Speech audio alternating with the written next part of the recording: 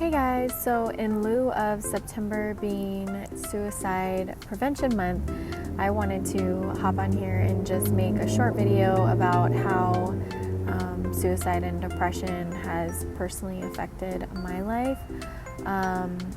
I have struggled with depression and suicidal thoughts, tendencies since I was young.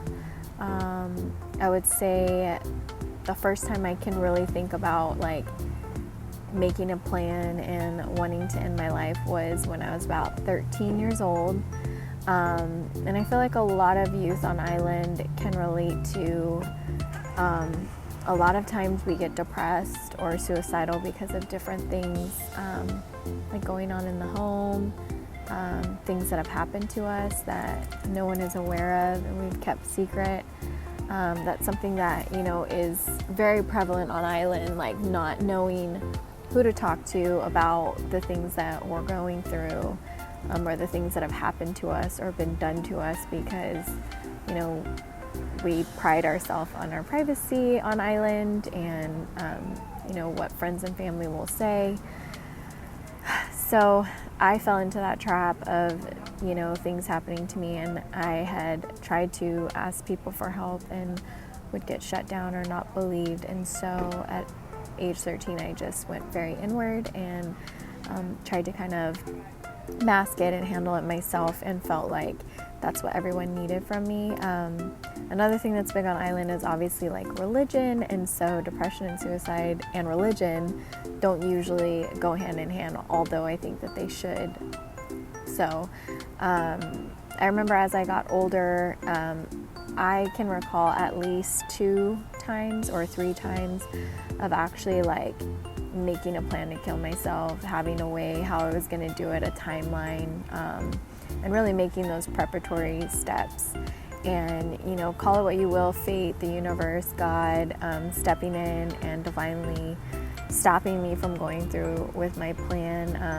I remember when I was about 19 or 20, my boyfriend at the time told my parents like she needs counseling, and I had a very bad idea of people that need counseling. I was like, the people that need counseling are like crazy people. I'm not crazy. I do not need counseling.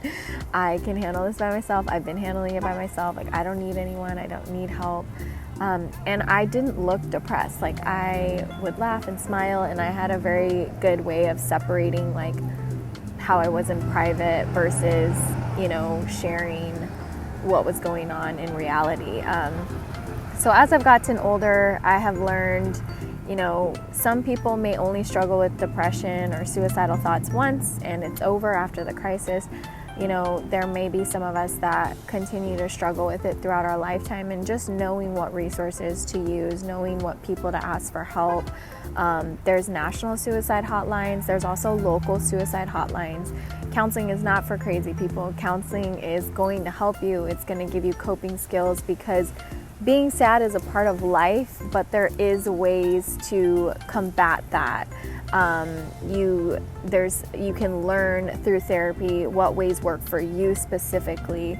And there's something also just very therapeutic about talking. Like, sometimes your counselor doesn't even really need to say anything. It's just being listened to and being validated that your feelings are valid and that what you're experiencing. And so I just encourage everyone, reach out for help. And also, don't just take your friends and family at face value because they're laughing or smiling. Like, don't be afraid to ask the hard questions, to say like, are you depressed? Are you thinking about suicide? Those should not be taboo words. And reading the signs if people are isolating, but some people are like me and really good at masking it. And so just being able to have those deeper conversations and breaking that stereotype on island that we don't talk about mental health, we don't get help, we don't do counseling, we don't advocate for depression and suicide. This needs to be a topic that we're more comfortable talking about so that we can really lower the curve of the suicidal rate on island. So